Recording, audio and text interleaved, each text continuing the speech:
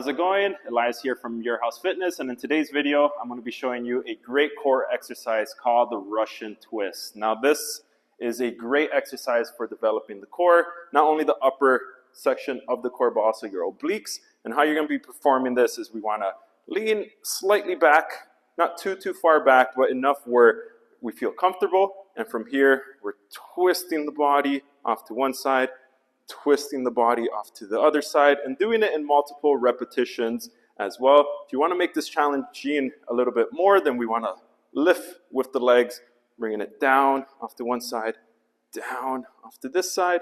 And if we want to take it up a notch, we could add the dumbbells to it as well. Twisting, twisting, and twisting. It's a great core exercise. With this movement, if you feel any strain on your lower back, definitely modify the exercise.